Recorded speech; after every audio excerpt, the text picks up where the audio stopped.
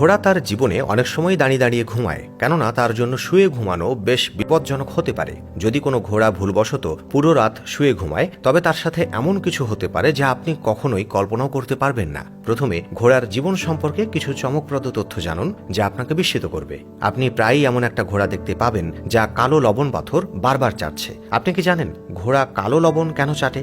আসলে ঘোড়ার শরীর বেশ শক্তিশালী হলেও সে প্রচুর পরিশ্রমী কাজ করে এবং এর ফলে তার শরীরে লবণ এবং অন্যান্য প্রয়োজনীয় খনিজের অভাব হয়ে যায়। অন্যদিকে ঘোড়া তার খাবার থেকে সব প্রয়োজনীয় খনিজ পায় না, তাই সে কালো লবণ বা খনিজ সমৃদ্ধ পাথর চাটতে থাকে যাতে সেই অভাব পূর্ণ হয়। অনেক সময় জঙ্গলের ঘোড়াদেরও এমন পাথর ও মাটি চাটতে দেখা যায় যা খনিজে সমৃদ্ধ।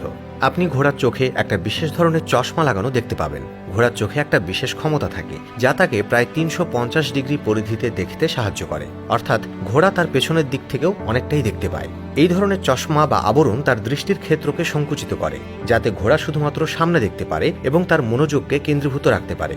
বিশেষ করে যখন ঘোড়া দ্রুত দৌড়াচ্ছে বা ব্যস্ত রাস্তার পাশে চলাচল করছে, তখন এই ধরনের চশমা তাকে পাশের দিকে দেখতে বাধা দেয়, ফলে দুর্ঘটনা কমে এবং ঘোড়ার ভয়ও কমে। এখন জানুন কেন ঘোড়া দীর্ঘ সময় শুয়ে ঘুমায় না, এবং যদি সে পুরো রাত শুয়ে ঘুমায় তবে তার সাথে কি হতে পারে। আসলে ঘোড়ার শরীর এমনভাবে তৈরি যে তার পায়ে একটা বিশেষ পেশি কাঠামো থাকে যাকে স্টে অ্যাপারেটাস বলা হয়। এই কাঠামো ঘোড়ার পায়ের মাংসপেশিকে এমনভাবে কাজ করতে সাহায্য করে যাতে ঘোড়া দাঁড়িয়ে থেকেই বিশ্রাম নিতে পারে।